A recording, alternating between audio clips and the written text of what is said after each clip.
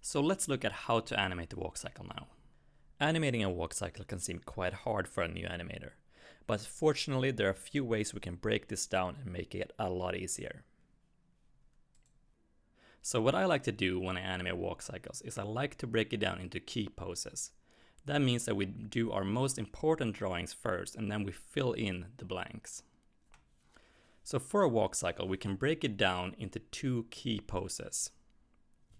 That being the contact pose that we see here. And the contact pose is when both feet are touching the ground at the same time. And then we have the passing pose. So the passing pose is the pose where the leg that was in the back is now coming forward and passing the leg that was in the front. And we only really need these 2 basic key poses to convey a walk cycle. But of course we want the inverse of each pose. So we have the contact pose, the passing pose, and then we have the next contact pose where the back leg is now at the front. And then we have the passing pose again where the legs are crossing. So this is how this would look like. So here we can understand what the character is doing with only 4 frames. Another very important part when we animate our walk cycles is the swing of the arms. So as you can see here, the arms always swing counter to the leg. So here we have the right leg going forward and the right arm going backwards. And vice versa, we have the left leg going backwards and the left arm going forwards. We also have a counter movement in the hips, torso and head. So looking at this, we can see that now when the right leg is going forward, the hips is twisting away from us.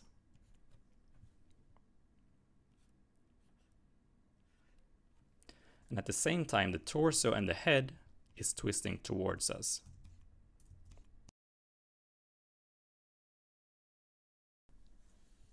And this makes sense because if we think of it as the right arm goes backwards here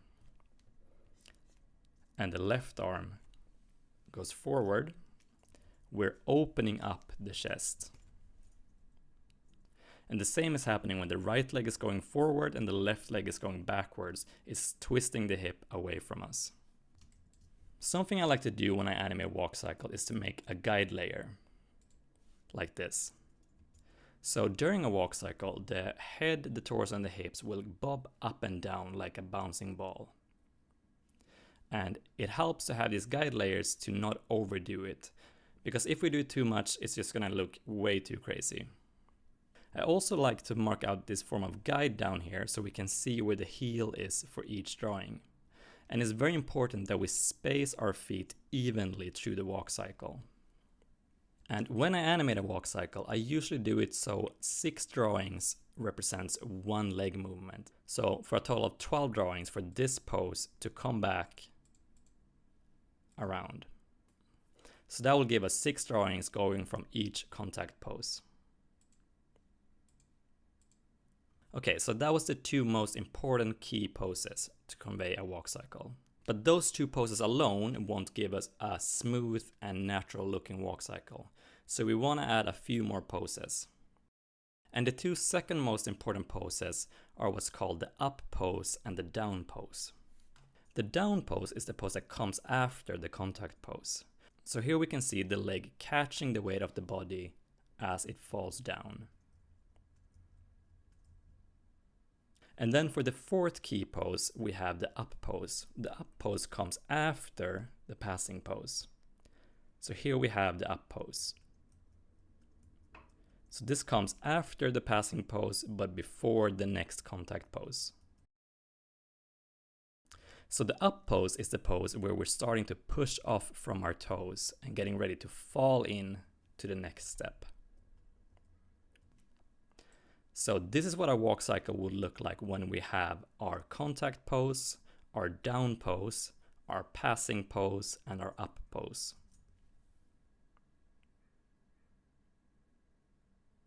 So looking at this now, we can clearly see that we could break this down into different bouncing ball animations. If we look at the head, the torso, and the hips specifically.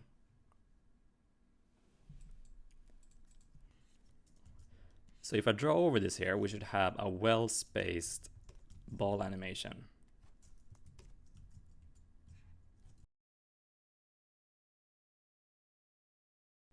Like this. And if you're ever struggling animating a walk cycle, I would recommend to break this down into this form of bouncing ball, and then space that out first and make sure that everything is moving smooth before you start doing your character drawing on top. Alright, so here we have a walk cycle consisting of our 4 key poses. Now to make sure that this is looking smooth and natural, we just want to add the last few drawings, and they would go in between these key poses. So now I would go ahead and put my last in-betweens in between the down pose and the passing pose, and between the up pose and the contact pose. And that would look something like this.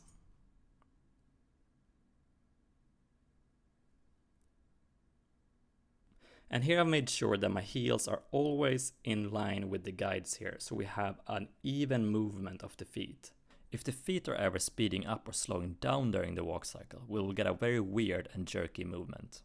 And to make our walk cycle look really good, we want to add drag to the different body parts. So looking at this now, we can see that there's a drag where the lower part of the arm here and the hand is dragging in relation to the upper arm. So the upper arm starts moving, and then the lower arm starts to follow, and the hand starts to follow even slower. So here we can see that the arm is starting to straighten out, but the hand is still bent.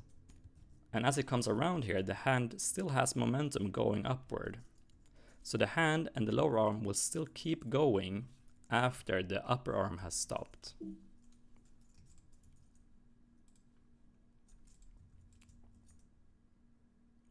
And that's why we get this nice looking drag. The same principle has been applied to the head.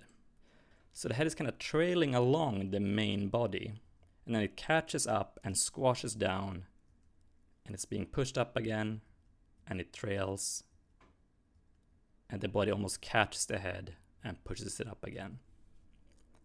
And in the same way that I staggered the upper arm, the lower arm, and the hand, I've done the same with the hair. So if we look at the hair, you can see that the hair is also being staggered in relationship to the head. So we have a slight little bob going on here. And this also applies to the legs. So the upper leg here is leading the action. And then it's getting staggered as we go down. So the leg goes forward. The lower leg is still not bending in the same way. And the foot is kind of dragging. The upper leg comes forward. And we're still dragging. And now we're starting to come around.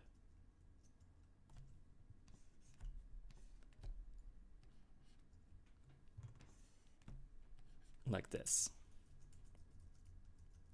So when we talk about leading the action with the different body parts, this is what it means. So here the upper leg is leading the action for the whole leg. So the upper leg is pushing forward and pulling the lower leg with it. And the lower leg is pulling the foot with it. And to convey the twisting motion of the walk cycle, we want to animate a back and forth motion in between the contact poses here. So if we look at this, we can see here that the chest is open and the hips are open towards the other side, and same with the head here. So the head is also following the torso. And then if we move forward and we go to the next contact pose, we can now see that the torso have twisted away from us, the head has twisted away, and the hip has twisted towards us.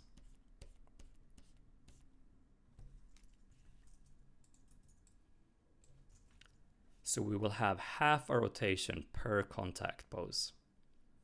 So here we're facing our way, and passing pose, we're starting to move around And on the next contact pose, we're facing away with the upper body and towards us with the lower body. And then we twist back around.